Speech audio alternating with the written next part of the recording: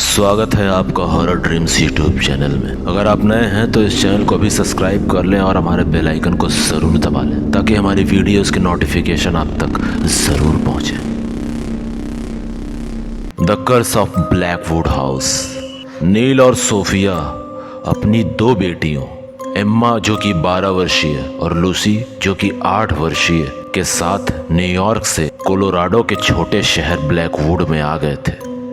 उनकी जिंदगी में यह बदलाव बेहद जरूरी था। नील को एक नई नौकरी मिली थी और वह चाहता था कि उसका परिवार भी इस शांत जगह में नई शुरुआत कर सके। जब उन्होंने ब्लैकवुड हाउस देखा तो उन्हें यकीन नहीं हुआ कि इतना बड़ा और खूबसूरत विक्टोरियन घर इतनी सस्ती कीमत में मिल रहा था। पुराने लकड़ी के दरवाजे, ऊंची खिड़कियां और घने पेड़ों से घिरा हुआ घर, सब कुछ सपनों जैसा लग रहा था। पर जैसे ही वे अंदर दाखिल हुए, घर के भीतर की ठंडक ने उनका स्वागत किया। हवा में एक अजीब सा भारीपन था, जैसे कोई छिपा हुआ अंधेरा उनकी हर हरकत पर नजर रख रहा हो। घर के लकड़ी के फर्श पर उनके कदमों की चर-चर की आवाज गूंज उठी। रात को जब सब अपने अपने कमरों में सोने गए, तभी पहली घटना घटी। एम्मा को लगा कि कमरे में कोई और भी है। हल्की चांदनी में उसने देखा कि खिड़की के पास एक परछाई खड़ी थी। डर के मारे उसने तुरंत लाइट जला दी, लेकिन वहां कोई नहीं था। उसी समय लूसी के कमरे में धीमी धीमी फुसफुसाहटें आने लगी।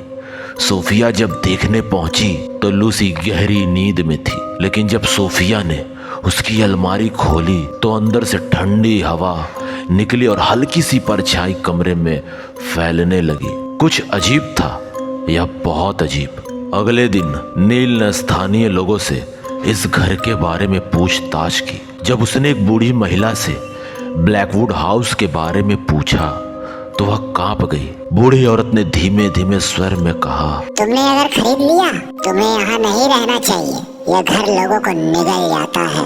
नील को जल्द ही पता चला कि यह घर कभी विलियम ब्लैकवुड का था, जो 1800 के दशक में एक जल्लाद का था। वह निर्दोष लोगों को यातना देता और उनके कटे सिर अपने तहखाने में सजा कर रखता था। लेकिन उसकी निर्दयता की हद पार तब हुई जब उसने अपनी ही पत्नी और बच्चों को मार दिया। कहते हैं कि मरते वक्त उसकी पत्नी ने श्राप दिया था, यह घर तुम्हारी पागल आत्मा का पिंजरा बनेगा। तभी से इस घर में जो भी रहने आया वो या तो गायब हो गया या मारा गया। जब सोफिया को इस कहानी का पता चलता है तो उसने तुरंत घर को छोड़ने की बात की, लेकिन नील ने उसे समझाया कि ये सिर्फ अफवाहें हैं। पर यह सिर्फ अफवाहें नहीं थी।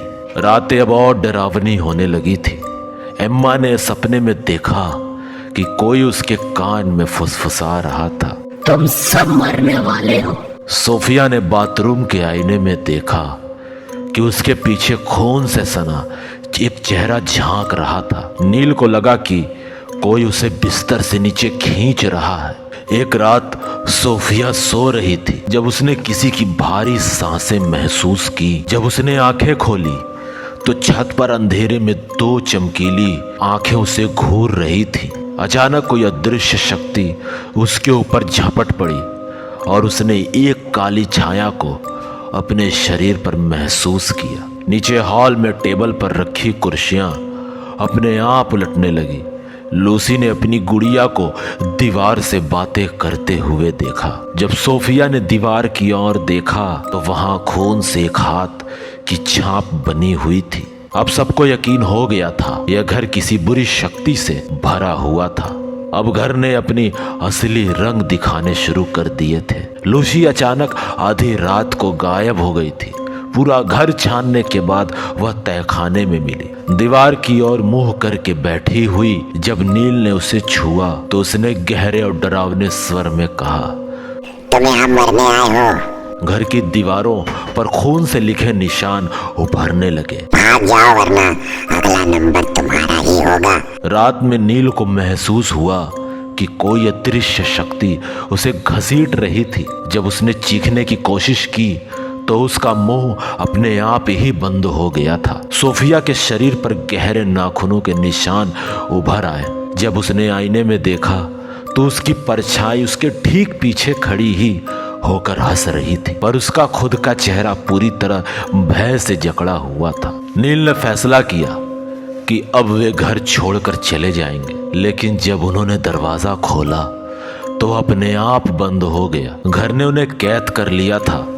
अचानक सोफिया की बॉडी हवा में उठ गई और किसी अदृश्य शक्ति ने उसे दीवार पर जोर से पटक दिया। नील ने उसे बचाने की कोशिश की, लेकिन तभी कई अदृश्य हाथ उसे पकड़कर घसीटने लगे। एम्मा और लूसी एक अंधेरे कोने में सिमटी हुई थी। उनकी आंखों के सामने उनके माता पिता चीख रहे थे और चिल्ला रहे थे, लेकिन वे कुछ नहीं कर सकती थी।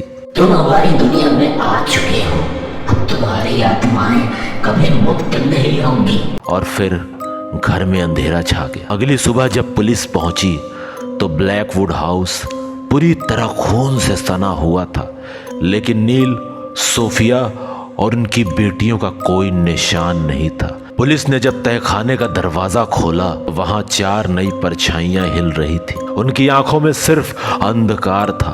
ब्लैकवुड हाउस अभी भी वहीं खड़ा था, अपने अगले शिकार का इंतजार करता हुआ।